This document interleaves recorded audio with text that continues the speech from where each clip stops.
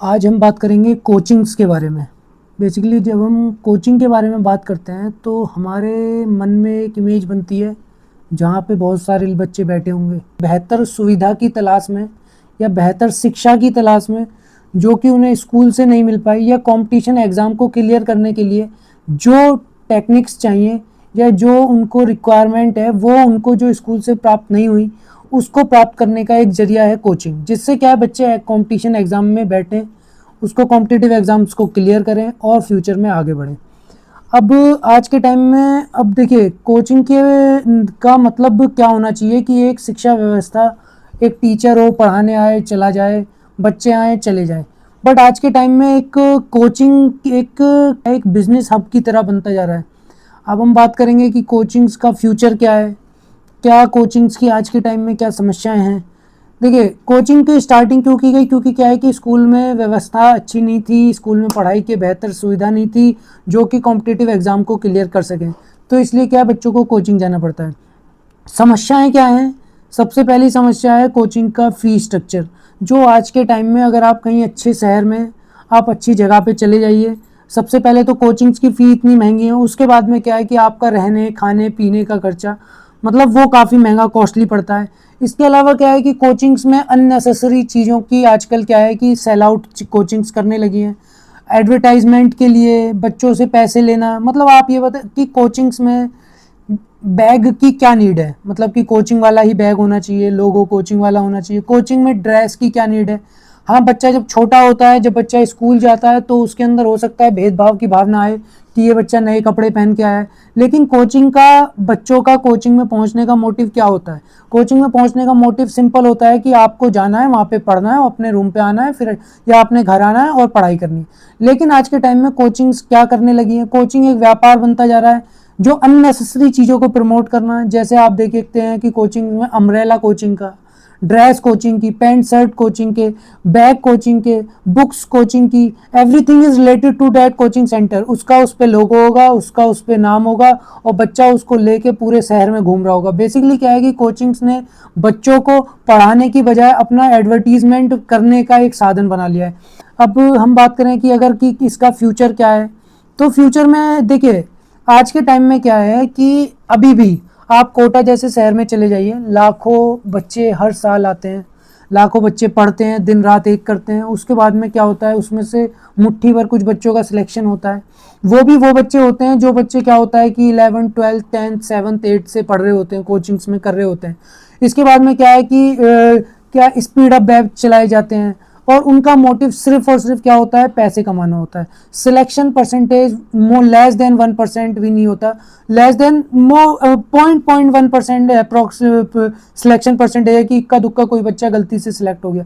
Otherwise जो selection होता है वो क्या होता है, उनका जो बेस लर्निंग प्रोग्राम्स होते हैं कि जो 7th से बच्चा पढ़ रहा है, 8th से बच्चा पढ़ रहा है। और क्या होता है आज के टाइम में हर टॉपर, अब आप देखेंगे कि आपको पता ही नहीं चलेगा कि ये टॉपर ने पढ़ाई कहाँ से की। हर टॉपर की फोटो हर कोचिंग सेंटर पे नजर आएगी कि रैंक 1 हमारे यहाँ से है, रैंक 1 दूसरा कहेगा हमारे यहाँ से।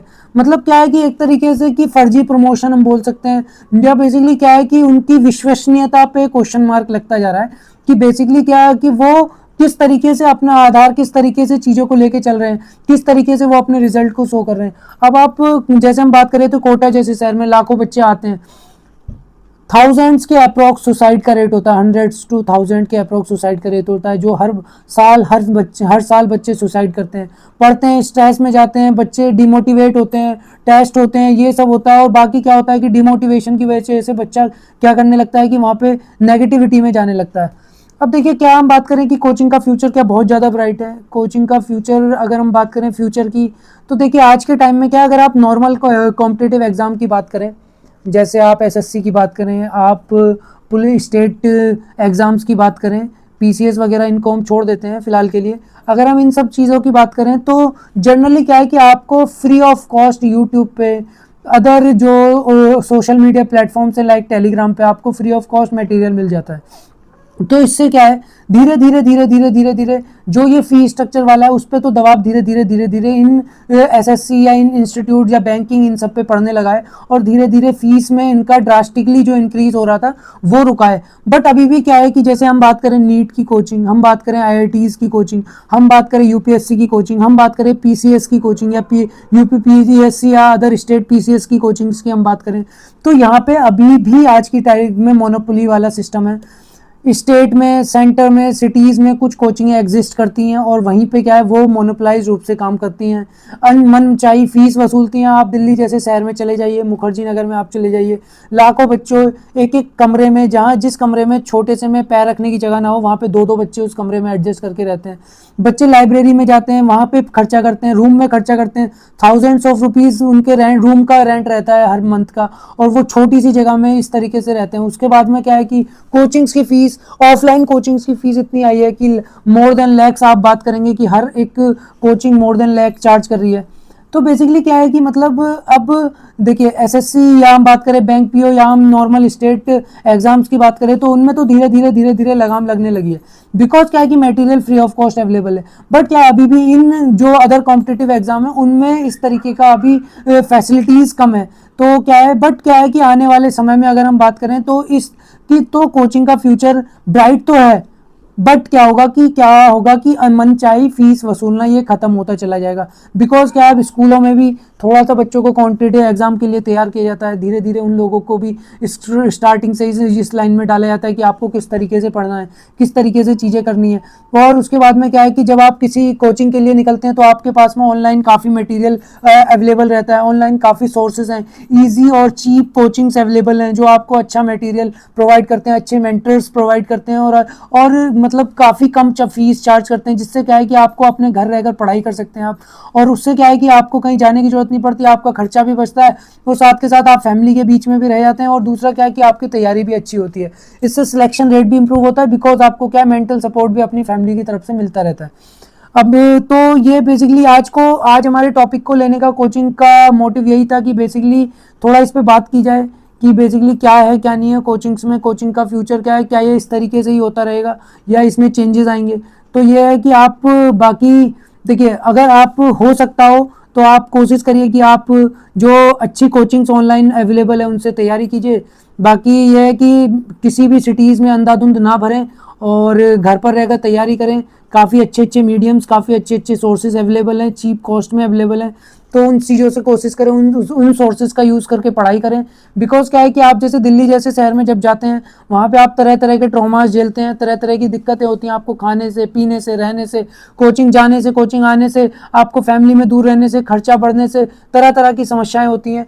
और क्या है कि इन द एंड क्या होता है, सिलेक्शन रेट बेसिकली क्या, आप डिमोटिवेट इतने हो जाते हो, आप वहाँ पे इस तरीके का चीज़ें फेस करते हो कि काफ़ी टाइम तो आपका एग्जाम अच्छा जा सकता था बट वो भी अच्छा नहीं जाता, because you are in a too pressure situation कि आपने चारों तरफ इस तरीके का माहौल देखा है। तो ब्लाइंडली किसी चीज़ पे जाने से अच्छा है, कहीं पे जाने से अच्छा है कि वो आप उसको घर पर रहकर तैयारी करें। बाकी इसके अलावा यह है कि जैसे हम बात करें कि भाई ऑनलाइन कोचिंग से क्या बेनिफिट है, तो ऑनलाइन कोचिंग से सबसे ज़्यादा बड़ा बेनिफिट है गर्ल्स के लिए। तो बेसिकली क्या होता है कि गर्ल्स स्टूडेंट्स का या गर्ल्स जो चाइल्ड होते हैं उनका बाहर रहना इतना ज़्यादा पॉसिबल नहीं हो पाता जितना कि बॉयज़ के लिए हो पाता है। फैमिलीज़ का सपोर्ट भी बाहर रहने के लिए गर्ल्स को कम मिल पाता है, तो ये एक एडवांटेज है। क्या है, हम रिसेंट देखते हैं कि आप देखेंगे कि ज़्यादातर कॉम्पिटिटिव एग्जाम में गर्ल का सक्सेस रेशियो जो है वो भी काफ़ी इंक्रीज़ होने लगा है। तो देखिए क्या है कि आप घर पर रहकर पढ़ाई करें, बाकी इसके अलावा आप जागरूक रहें और जिम्मेदार बने। बाकी अंधाधुंध किसी भीड़ को फॉलो ना करें, ना ही किसी भीड़ का हिस्सा बने। बाकी अगर आपको वीडियो पसंद आई हो तो लाइक करें, शेयर करें, सब्सक्राइब करें और कमेंट करें अगर कोई भी पोर्शन अच्छा लगा हो या कोई भी पोर्शन बुरा लगा हो। बाकी थैंक यू।